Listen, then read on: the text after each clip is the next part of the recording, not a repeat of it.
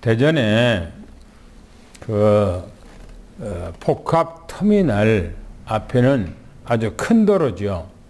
거기서 좌측으로 조금만 가면은 톨게이트가, 대전 톨게이트가 나오기 때문에 입지가 좋은지요. 언제나 톨게이트 건너편에는 여호와의 증인들이 파수대라고 하는 것을 딱 세워놓고, 그리고 파수대를 몇 장 쫙 진열해 놔요. 그리고 남자 여자가 항시 둘이가 항시 잘하고 있어요. 이렇게 항시 있어요. 그리고 교대를 늘 해요. 교대를. 지난주에도 그 사람들에게 가서 당신들 여호와의 증인에서 나왔지요. 예, 그래. 그러면 여호와의 증인이라고 하는 말이, 여호와는 하나님 아니에요. 하나님인데 여호와의 증인이라고 하는 그 말이 무슨 뜻입니까? 증인이란 말이, 그러니까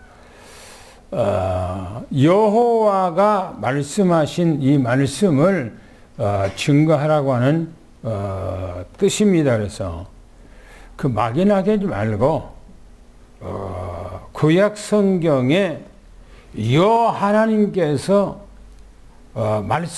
말씀하시고자 하는 팩트가 있다. 팩트. 그 팩트가 뭐냐? 그걸 전하고자 하는 것이 하나님의 뜻 아니냐? 그 팩트를 한번 얘기해봐라. 그러니까 이해를 못하는 거예요. 그러니까 자기들은 구약 성경 가지고 이렇게 메시지를 자기들끼리 공부하고 이제 하는데 팩트를 얘기하니까 뭔 말인지를 못해요. 그래서 제가 얘기했죠. 구약이라고 하는 말은 액계약이라는 뜻이다. 액계약. 구약 그러면 액구자 계약약자에서 액계약, 옛날 계약이다. 그런 뜻이다. 그러면 그 계약이라고 하는 그 말이 무슨 말이냐? 계약이라고 하는 말이 그 뭘 계약했다는 말이냐? 얘기를 안 하고 가만히 있어요. 그래서 하나님께서는 영세 전에 인간을 구원하고자 하는 예정 계획을 세웠는데 그 예정 계획이 바로 여자의 후손이 이 땅에 오신다고 했다. 창세기 3장 15절에 바로 여자의 후손을 약속한 것을 들어서 액계약이라고 그런다. 그게 구약 성경의 팩트다. 신약 성경에는 그 계약했던 분이 이 땅에 오셨다고 하는 얘기다 라고 얘기를 했어요. 내가 쭉 얘기하니까 뭘 얘기를 하고 싶어서 그러냐라고 해서 내가 얘기를 하니까 이제 그때는 이제 안 들어. 가만히 서 있기만 해요. 그래서 내가 계속 얘기하다가 내가 또 내일 또 올 거다고, 그 다음에 또 올 거라고 그렇게 하고 왔거든요. 여호와 바로 예수 그리스도가 누구냐 하는 거예요. 예수 그리스도. 우리가 믿고 따라가고 그분이 우리 구원자라고 한 그분이 누구냐 하는 거예요. 누군가? 그분이 바로 여호와 하나님이 바로 우리를 구원하기 위해서 사람의 모습으로 이 땅에 오셨는데 그분이 예수 그리스도다. 근데 왜 예수 그리스도라고 그러고 아들이라고 하는가? 예수라고 하는 말은 바로 여호와라고 하는 의미다. 구원자라고 한다. 그래서 그리스도는 바로 인간의 삼직, 인간의 세 가지 문제를 해결하기 위해서 왔다. 바로 사단 문제다. 죄 문제다. 그 다음에 하나님을 떠난 문제다. 그래서 사람으로 왔기 때문에 아들이라고 그렇게 표현한다. 아들이라고 표현한다. 그럼 우리는 오늘 본문에 이 예수 그리스도가 누구기에 어마어마한 권세를 가지고 있느냐는 거예요. 오늘 본문에 주님 가지신 그 권세, 이 권세는 어떤 권세냐 하는 거예요. 성경에 마태, 마가, 누가, 요한복음은 예수님이 이 땅에 오셔서 모든 말씀하는 것을 기록해 놓고 예수님께서 행하신 기적을 기록해 놓은 거예요. 그 예수님이 말씀하신 것이나 예수님께서 행하신 것은 바로 어마어마한 창조자 하나님이라는 것을 여과 없이 드러내고 있어요. 그래서 본문에 보시면 18절부터 22절까지 보니까 사람이 얼마나 나약하고 이기적인가 하는 것을 보게 돼요. 특별히 18절부터 20절까지 보면은 뭐라고 말하는가를 한번 그 파란 글씨를 한번 읽어보시기 바랍니다. 시작. 예수께서 우리가 자기를 애원싸는 것을 보시고 건너편으로 가기를 명하신다. 한 서기관이 나와 예수께 아뢰되 선생님이여 어디로 가시든지 저는 따르리이다. 예수께서 이르시되 여우도 굴이 있고 공중의 새도 거처가 있으되 인자는 머리 둘 곳이 없다 하시더라. 예수님께서 지난주에 8장에 얘기할 때에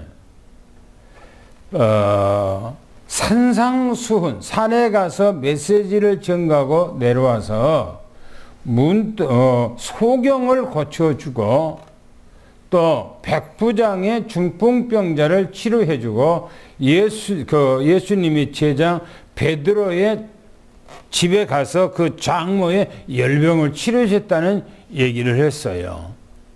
그 소식이 증거되어질 때에 수많은 사람들이 예수님을 옹이하고 며 싸는 거예요.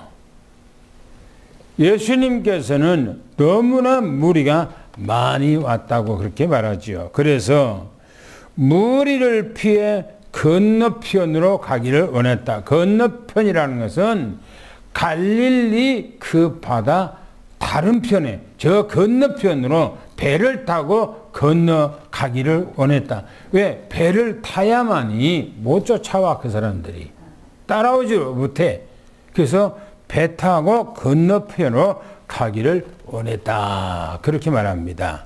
그런데 예수님의 무리에 대해서, 사람들이 그렇게 많이 따르는 무리에 대해서 예수님이 관심이 없고 제자에 대해서는 관심이 있는 거예요. 제자.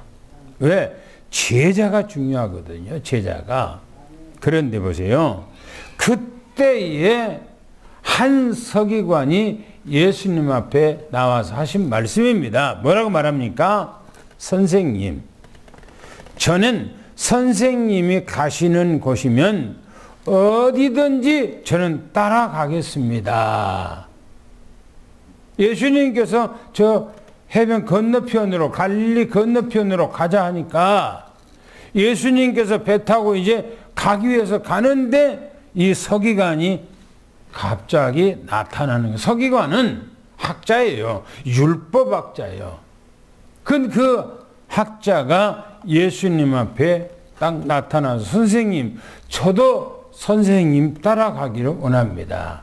어디든지 저는 따라가겠습니다. 라고 말하는 거예요. 그때 예수님께서 뭐라고 말씀하냐면 여우도 굴이 있고 공중에 나는 새도 거처가 있어대 인자는 머리 뚫 것도 없다.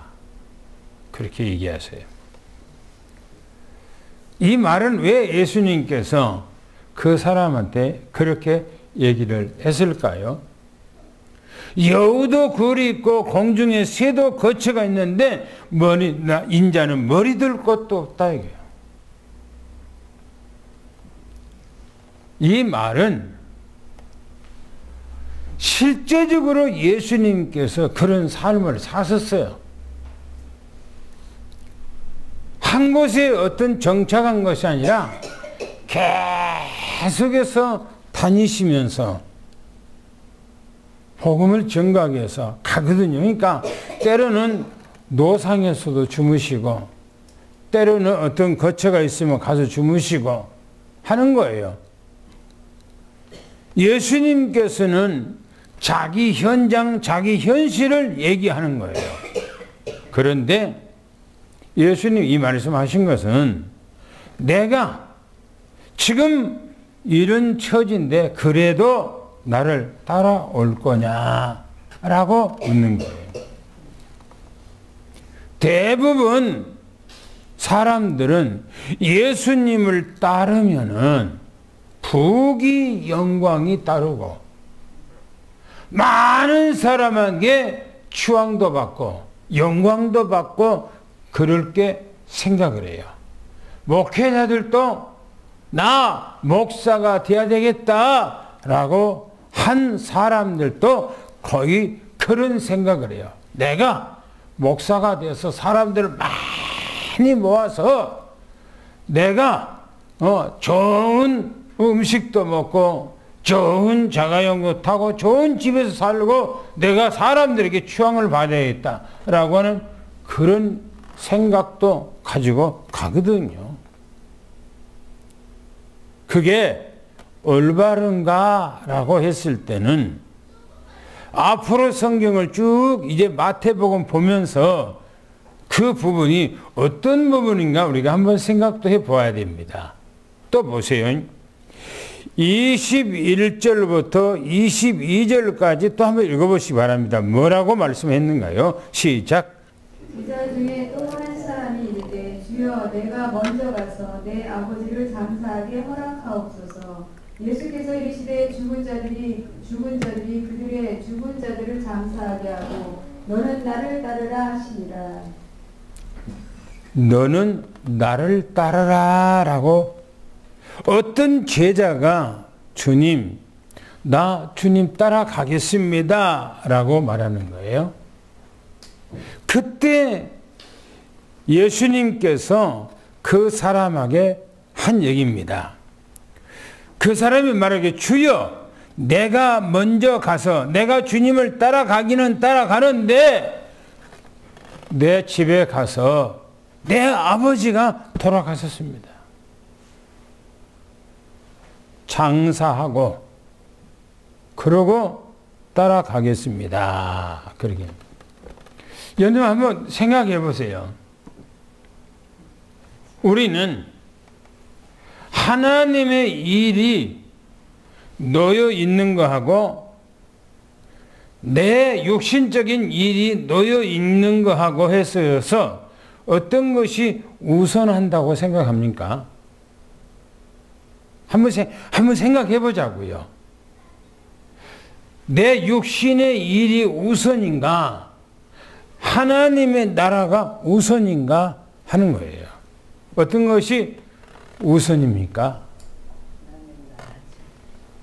우리는 솔직히 내 육신의 일이 먼저예요. 육신의 일이. 그래서 사도 바울은 디모데전서에 보면 사람들이 자기 일만 생각하고 하나님의 일은 생각지 않는다라고 그렇게 얘기하고 있어요.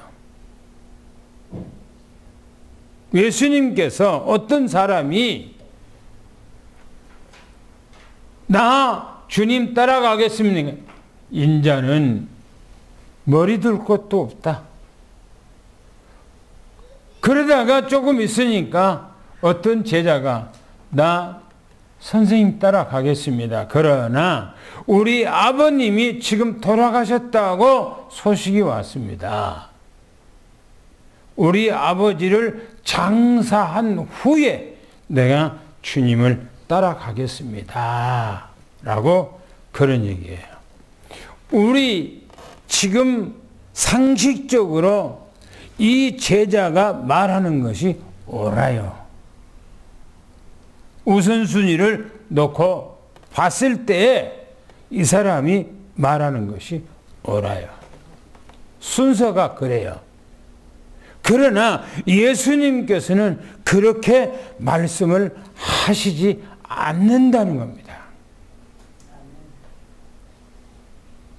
우리는 하나님의 일이냐 안 그래 내 일이냐 했을 때 하나님의 일에 대해서는 우리가 실제적으로 내가 뭔가를 헌신하고 내가 희생하고 내가 뭔가를 하고 할 때에 우리는 그에 대해서 믿음에 못 가져요. 육신적인 생각을 많이 해요. 보세요. 예수님께서 이렇게 말씀하세요. 죽은 자들을 장사하게 하고 너는 나를 따르라. 무슨 말이에요? 죽은 자들이 그 말은요. 안 믿는 자들, 불신자들 그 사람들이에요. 죽은 자라는 것은 아버지를 말해요. 죽은 아버지를 말하는 거예요. 불신자들이 너희 아버지를 장사하게 하고 너는 나를 따르라 라고 말해요. 그러면 어떻게 됐을 것 같아요? 이 사람이 예수님을 따라갔을 것 같아요? 예수님을 안 따라갔을 것 같아요? 예수님을 못 따라가는 거예요. 못 따라가는 거예요. 오늘로 우리로 말하면 시험 들어버린 거예요. 시험 들은 거예요. 신앙생활은요. 우리는 영적으로 딱 생각, 육적인 것이 아니라 영적으로 딱 생각을 해야 돼요. 영적으로. 무엇이 육적인 것이 우리가 우선이냐 영적인 것이 우선이냐 했을 때는 영적인 것이 우선이라고 하는 것을 성경에 주님께서 말씀하고 있어요. 할렐루야. 할렐루야. 그런 믿음을 가지기를 축원합니다. 두 번째 보세요. 여기서 또 이제 제자들의 그 믿음이 얼마나, 다시 말하면 뭐라고 할까요? 이 믿음이 하나님 앞에 온전치 못해. 이렇게 말합니다. 예수님과 제자들의 비교인데 23절, 24절을 한번 읽어볼까요? 뭐라겠는가? 시작.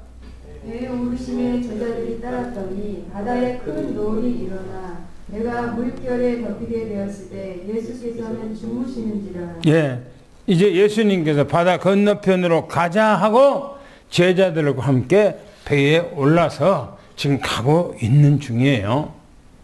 그런데 예수님께서는 피곤해서 그러신지 주무시는 거예요. 그런데 우리가 예수님께서 피곤해서 주무셨을 것이다 라고 우리가 생각하지만 각본상 그렇게 하신 거예요. 왜요? 예수님께서 누구신 것을 제자들에게 알려주기 위한 거예요. 나타내주기 위한 거예요. 보세요. 주님께서 배에 오르심에 제자들도 따라서 배에 올랐다 그랬어요. 그래서 배가 지금 가고 있는 거예요. 그런데 그 갈릴리라고 하는 것이 자연호수입니다. 자연호수. 그런데 자연호수인데 너무나 커. 그 자연호수가.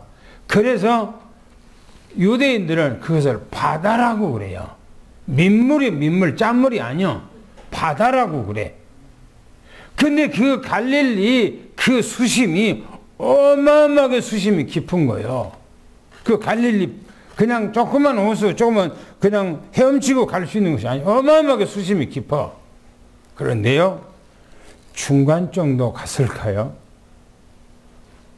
먹구름이 오면서 광풍이 불어오는 거예요. 바람이요, 물을 그냥 확 칠 때 그 파도가 그냥 어마어마하게 밀려서 배를 덮쳐버리는 거예요. 배를.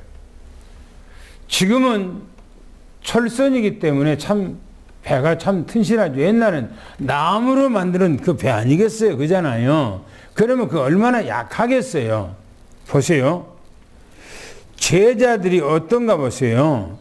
배가 큰 놀이 일어나, 큰 파도예요.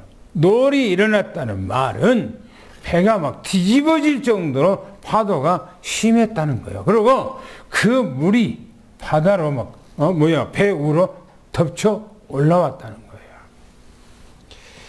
제가 청년 시절에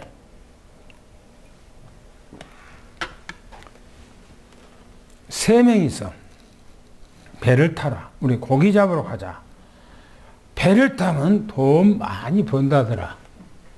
그러니까 청년 시절에 뭐 직장도 변변치 않고, 그래서 저희 큰 집에 이제 서울에 돈 많이 있다고 그랬죠.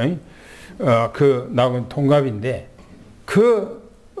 형하고 나하고 충청도에 있는 이제 올라왔는데, 그냥 걔도 빈둥빈둥 놀고 우리와 같이 어울려서 막 놀고 있는 거예요. 그래서 배를 타러 어디로 갔냐? 연안부두 왜냐면은 인천 연안부두예요. 그 대구리배라고 그러는데 한 57톤 정도 되는 배예요. 그걸 배를 타고 우리가 간다고 그러니까 배를 타겠다니까 그 선장과 선주들은 좋아하죠. 왜냐면은 이 사람들이 이제 뭐 구해야 되는데 못 구하는데 젊은이들이 와서 이제 배 탄다고 그러니까. 배를 타고, 겨울이에요. 배를 타고 가는데 어디까지 나가냐? 몇 시간을 나가는데 주인 없는 바다. 그거는 어디냐면은 일본 바다도 아니고 우리 바다도 아니고 중간선이에요. 중간. 거기까지 가는 거예요. 파도 치는데, 겨울에 바람 불고 파도 치는데요, 파도를 치면서 배가 가면요, 파도가 그 배를 때릴 때 꽝 하거든요. 그리고 배가 쑥 들어갔다가 쑥 올라왔다 그래요. 그 옆에 있는 배도 안 보여요. 들어갈 때 나올 때 막 그러면. 근데 15일 동안을 거기서 먹고 자고 하는 거예요. 고기 잡느라고. 고생만 쭉살나게 하고 빈손 들고 돈 한 푼도 못 받고 인천 연안부대 와서 도망쳐 나왔어요. 도망쳐 나왔어.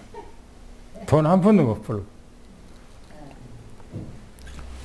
제자들이 지금 배가 놀이 일어나니까 물결이 그냥 얼마나 배 위에 덮쳤던지 배가 지금 파선 지금 침몰 지경에 이른 거예요. 그런데 예수님께서는 편안하게 주무시는 거예요.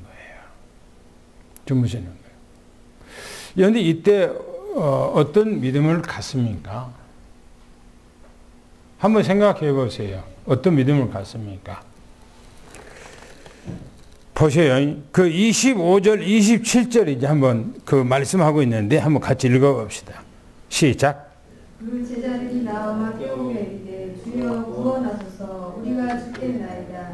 예수께서 이르시되 어찌하여 무서워하느냐. 믿음이 작은 자들아 하시고 곧 일어나사 바람과 바다를 꾸짖으시니 아주 잔잔하게 되거늘 그 사람들이 놀랍게 여겨 이르되 이가 어떠한 사람이기에 바람과 바다도 순종하는가 하더라. 예수님께서 그 파도 치고 물결이 막 배에 올랐는데 예수님이 주무시는데 예수님께서 모를까요, 그걸? 아마 아시리라고 생각해요. 근데 예수님께서 각본상 가만히 계시는 거예요. 뭐 하게요? 제자들의 믿음을 떠보기 위해서. 믿음을 떠보기 위해서. 제자들의 반응이 문제가 났을 때 지금 호들갑을 떨고 있는 거예요. 우리가 삶 속에 조그만 문제인데 우리가 호들갑을 떨 때가 있단 말이에요. 막 문제가 막 많고 뭐 어떻게 할까 막 하는 그런 생각 한단 말이죠. 뭐라고 말합니까? 주님을 깨우며 말합니다. 무슨 말이에요? 합심 기도했다는 얘기예요. 통성으로 기도했다는 얘기예요. 막 작정하자고 하고 작정 기도하고 금식 기도하고 막 매달렸다는 얘기예요. 우리 삶 속에 문제가 오니까 교회에 문제가 오니까 기도하자 하고 막 기도했다는 얘기예요. 뭐라고 하냐면 주여 우리를 구원해 주옵소서. 우리가 지금 죽게 되었나이다. 예수님께서 눈을 삐끔히 뜨시고 일어나셔서 제자들에게 하신 말씀입니다. 뭐라고 합니까? 어찌하여 무서워하느냐. 주님은 창조자예요. 주님은 전지전능하신 분이에요. 주님은 모든 것을 없는 것을 있게 만드시는 분이에요. 할렐루야. 아니 주님이 나와 함께 한다면은 내가 죽으면 주님도 죽어. 그잖아요. 배가 뒤집어지면 내가 죽으면 예수님도 죽지. 그런데 예수님께서는 가만히 누워 계시는 거예요. 우리가 교회가 어려우면은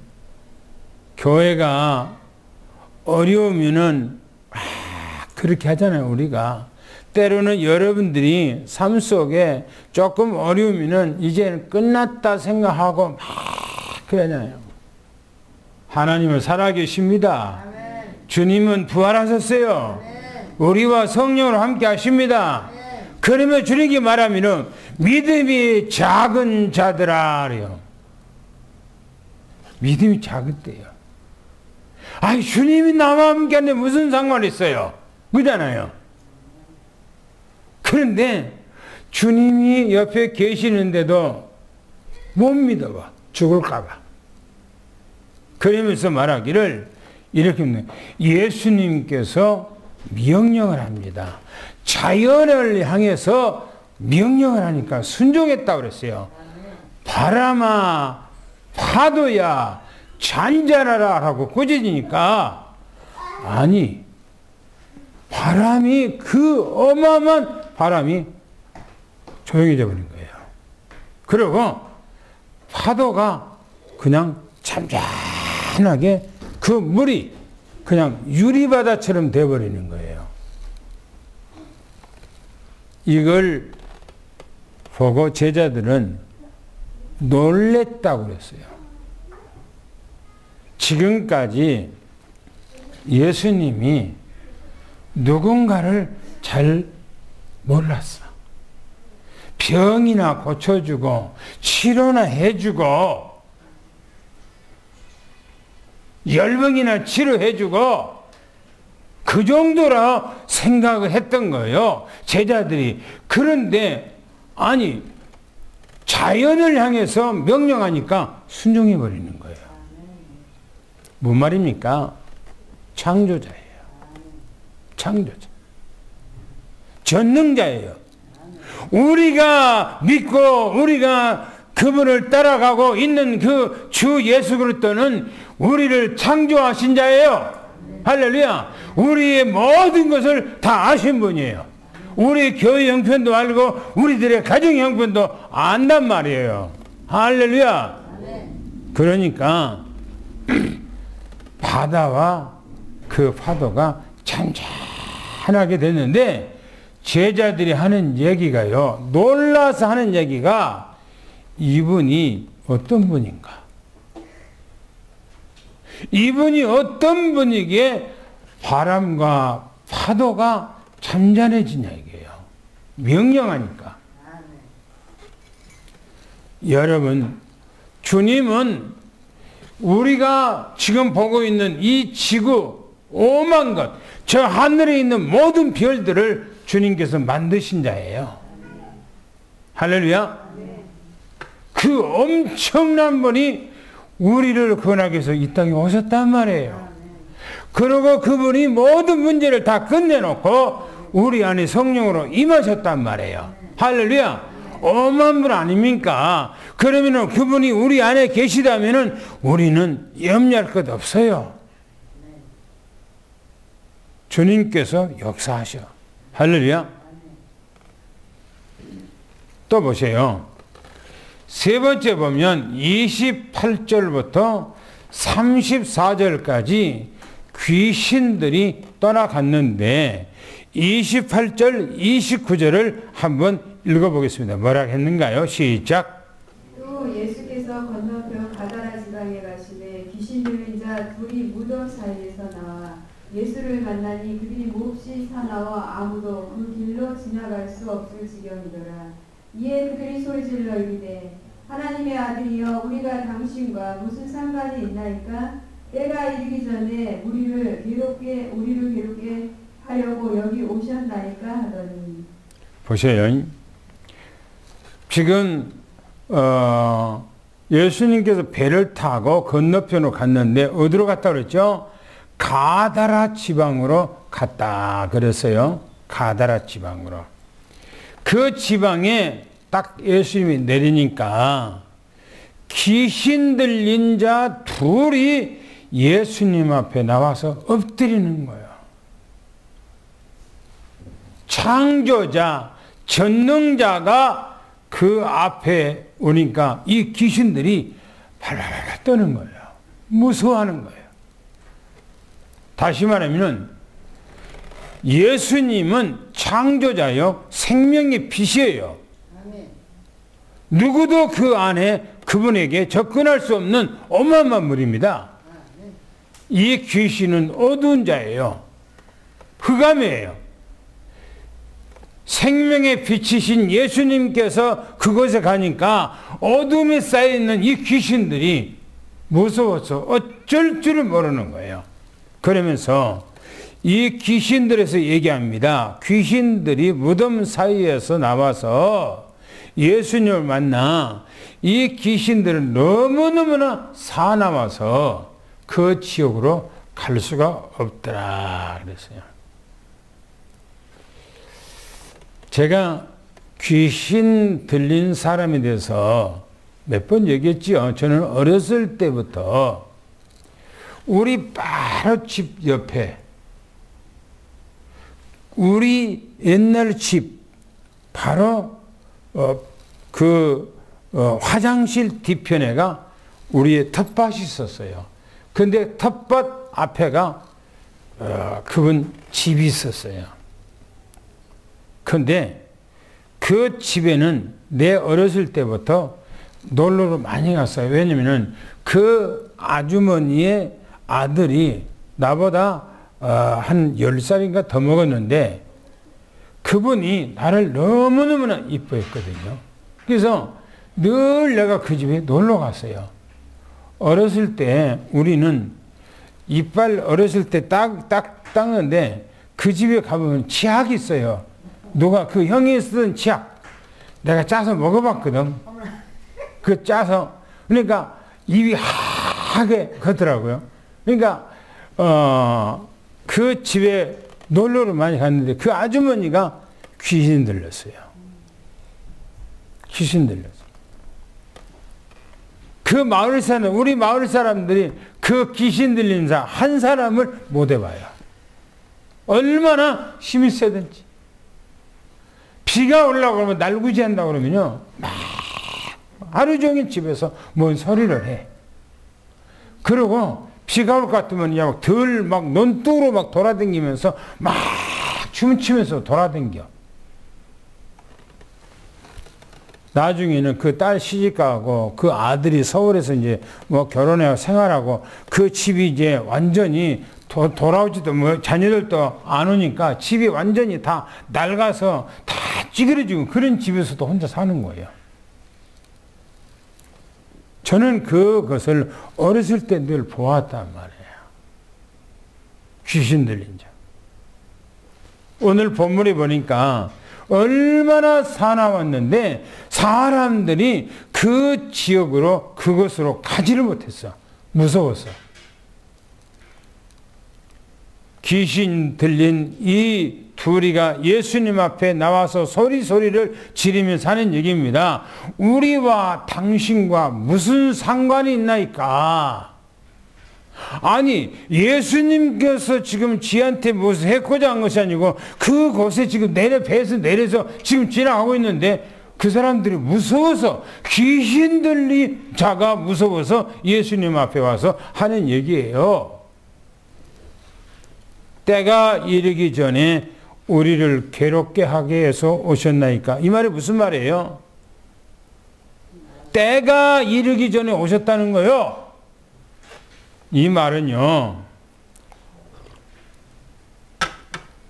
예수님께서 재림을 하면은 사단 마귀는 지금까지 창조 때부터 창세기 3장 때부터요, 언제까지 예수님이 이 땅에 재림할 때까지는요, 사단 마귀 귀신들이 이 땅에서 버글버글하게요 활동을 해요. 하나님께서 허용했어. 그 허용 작정이라고 그래요. 그런데 예수님께서 재림을 하면은 이 귀신들, 우리가 눈에 보이지 않는 귀신들이요, 싹 결박을 해서 완전 지옥에다가 쳐넣어요. 지옥에다가. 지금 그 얘기하는 거예요. 때가 이르기 전에 우리가 아직 그 시간이 안 됐는데 벌써 오셨나이까? 우리를 괴롭게 오셨나이까? 지금 얘기하고 있는 거예요. 예수님께서는 귀신들을 결박을 해서 기업보다 집어넣기 위해서 이 땅에 오신 것이 아니에요. 예수님께서는 흑암의 세계에 잡혀있는 자기 백성들을 꺼내기 위한 거예요. 그리고 인간들이 모든 죄 가운데 잡혀있기 때문에 그 죄 문제를 해결해서 이 땅에 오신 겁니다. 그리고 이 땅에서 하나님을 떠나 방황하는 모든 사람들을 주님 앞에 만나 하나님의 자녀 삼기 위해서 이 땅에 오신 거 아니겠어요? 근데 귀신이 예수님을 보고 몰래서 날린 거예요, 지금. 여러분, 우리는 예수 그리스도가 되기를 예수 축원합니다. 예수 그리스도 화가 되기를 축원합니다. 할렐루야. 그래야 귀신들이 우리 가정에 내 삶 속에 접근을 못하는 거예요.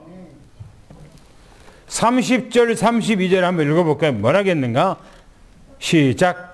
마침 멀리서 많은 돼지떼가 먹고 느끼자 귀신들이 예수께 간구하여 이르되 만일 우리를 쫓아내시려면 돼지에게 들여보내소서 하니 그들에게 가라 하시니 귀신들이 나와서 돼지에게로 들어가는지라 온 때가 빗달려 내리다라 바다에 들어가니 물에서 몰사하거늘.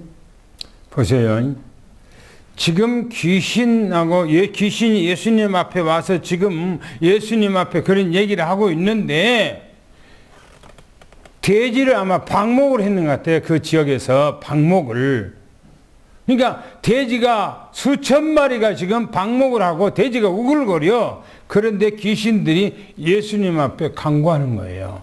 뭐라고 간구하냐면 돼지떼가 많이 먹고 있는데 귀신들이 간구하기를 우리를 여기서 지금 이 두 사람 속에서 꺼내서 우리를 쫓아낼 거 아닙니까? 지금 그런 얘기하는 거예요. 귀신들이. 그러면서 귀양 쫓아낼 바에는 우리를 저 돼지떼에 들어가도록 우리에게 명령해 주옵소서 라고 하는 거예요. 누가요? 귀신들이 얘기하는 거예요. 귀신들이. 그럼 예수님께서 뭐랍니까?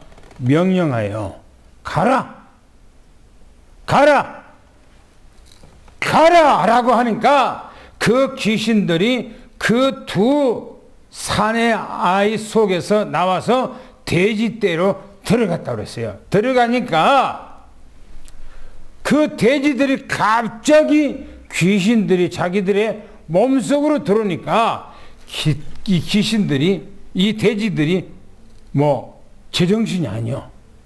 사람도 귀신이 들어가면 제정신이 아니잖아요. 그잖아요. 귀신이 들어가면.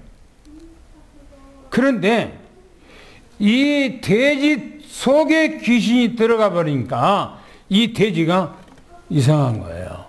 그러니까 돼지가 미쳐갖고요. 성경에 보니까 온 돼지떼가 비탈로 달려서 바다에 들어가서 바다에 빠져서 전부 다 몰사하고 죽었다.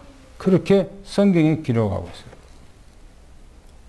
2,000마리가 넘는 돼지가 몰살을 한 거예요. 전부 다.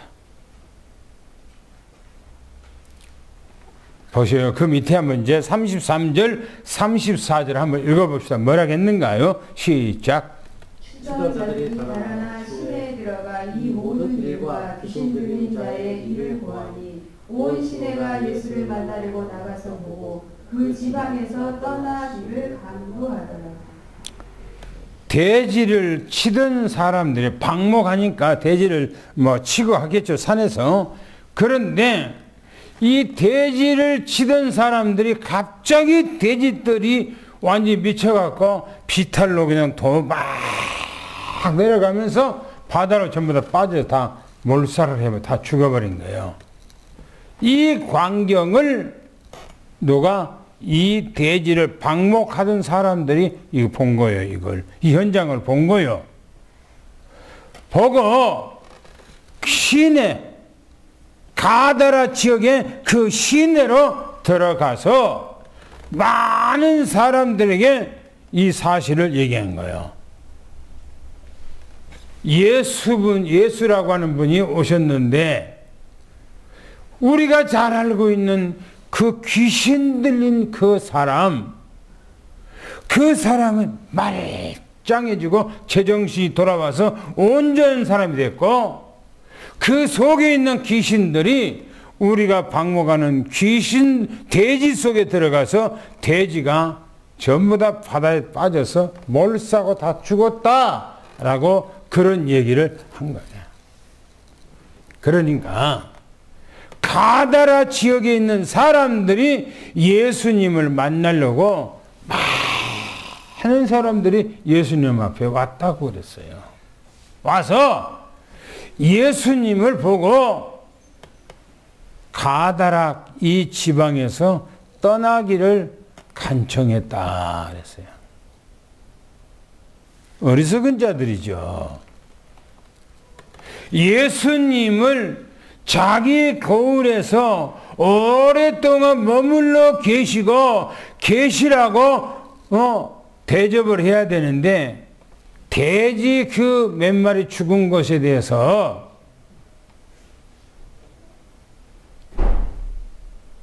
손해난 것만 생각하고 예수님을 떠나라. 다시 말하면 물질적인 손해가 조금 나니까 예수님을 버리는 거하고 똑같은 거예요. 여러분들이 물질이 중요합니까? 생명이 중요합니까? 생명은 돈으로 못 사는 거예요. 못 사는 거예요. 여러분들이 만약에 우리의 자녀들이 만약에 어떤 귀신 들러서 사경을 하고 어렵다 하면요, 우리는 재산을 다 들어서라도 내 자식을 고치려고 하는 거예요. 그잖아요. 그런데 예수님 오셔서 귀신이 나가고 경제적으로 조금 어려움을 당해서 우리 거울에서 떠나라. 예수님 우리는 안 믿겠다 가시라 라고 하는 것은 최고 어리석은 짓 아니겠어요? 여는 우리는 이 땅에서 천년 만년 산다고 생각하면 안 돼요. 우리는 잠시 잠깐이요. 잠시 잠깐이에요. 그래서 우리는 오늘 말씀 속에 마태복음 8장 18절부터 34절까지 이 말씀 속에 주님의 권세가 어느 권세인가 하는 거예요. 왜 우리는 주님을 따라가야 할 것인가? 왜 우리는 주님을 믿어야 될 것인가? 왜 우리는 주님 앞에 모든 걸 내놓고 가야 할 것인가? 하는 것을 오늘 본문에서 얘기를 하고 있어요. 육신적인 것 조금 손해난다고 해서 우리는 주님을 따라가는데 미적거린다든지 내가 우선순위가 영적인 것보다 육적인 것이 더 앞선다 생각해서 미적거린다든지 그러면 안 되는 겁니다. 주님은 창조자예요. 전능자예요. 할렐루야. 저는 우리 집사람하고 어제 밤에 밥 먹고 얘기를 하면서 하나님은 전지전능한 창조자, 우리 모든 것을 다 아시고 있다. 이스라엘 백성들이 애굽에서 나올 수 있는 환경, 여건, 조건 아무것도 가지고 있지 않아요. 아무것도. 애굽의 노예. 법적으로 정치적으로 모든 것이 완전히 차단돼서 노예로 생활하고 있는 거예요. 근데 하나님은 이스라엘 백성들을 데리고 나와 거기서 아무것도 가진 것도 없어. 오다가 딱 3일 되니까 뭐가 떨어졌어요? 음식 다 떨어져 버렸어. 광야에 광야. 농사 짓는 것도 아니야. 아무것도 없어. 그런데 3일 딱 나오니까는 먹는 거 다 떨어졌어요. 아무것도 없어. 그때 하나님께서는 이스라엘 백성들에게 완전히 어마어마한 비상사역을 하십니다. 낮에는 하늘에 구름 기둥으로 싹 덮어져요. 왜? 광야는 너무너무나 중동적이는 낮에는 더워. 여름에 우리나라도 한여름에는요, 밖에 나가면은 그냥 찜통더위가 되면요, 땅에서 열기가 훅훅 올라와. 맨발 벗고 그러면요, 땅이 뜨거워서 맨발을 못 벗을 정도. 그런데 이스라엘 나라 그 중동 쪽에는요, 더 더워. 그것보다 훨씬 더 더워. 완전히 찜질방이요. 그러니까 어떻게 삽니까? 하늘에는 구름으로 쫙 덮어주는 거예요. 밤에는요, 홍해 바다에서 불어오는 바람이 어마어마하게 추워. 그러니까 하나님께서는 밤에는요, 불기둥으로 딱 데펴서요, 따뜻하게 해주는 거예요. 그들이 먹을 것이 없으니까 하나님께서는요, 40년 동안을요, 하늘 대기권을 열어서 하늘에서 만나를 내려줘. 몇 년 동안? 40년 동안. 또 목마르다 그러니까 하나님께서 반석을 쳐서 맥반석의 물을 그냥 펑펑 쏟아 주셔. 하나님께서. 이스라엘 백성들이 가나안 땅에 가는데 가다 보니까 홍해바다가 있어. 홍해바다를 쫙 갈라버려. 가게 해. 하나님께서 이스라엘 백성 가나안 땅에 들어가니까 여리고성이 딱 앞에 막고요. 여리고성을 무너뜨려 버려. 그 가나안 땅에 들어가니까는 이미 거기 사람들이 가나안 사람들이 살고 있어. 이스라엘 백성들이 들어오니까 그들이 연합해서 이스라엘 백성들을 침공하면 연합전쟁이 일어나. 하나님께서는요, 하늘에서 막 주먹보다 더 큰 우박이요, 그냥 어마어마하게 세게 그냥 하늘에서 내려갔고요, 그 사람을 다 죽여버려요. 하나님께서. 그런 하나님이요, 우리 하나님이 그런 하나님이라고요. 할렐루야. 우리는 염려할 것 없어요. 걱정할 것 없어요. 주님만 믿고 가면 되는 거예요. 할렐루야. 우리 믿음이 없는 것이 문제지. 그러니까 주님께 말하잖아요. 믿음이 작은 자들아 왜 의심하느냐 이거. 왜 불안해하느냐. 오늘 우리는 불안하지 말고 주님만 믿고 따라가기를 예수는 축원합니다. 할렐루야. 하나님 앞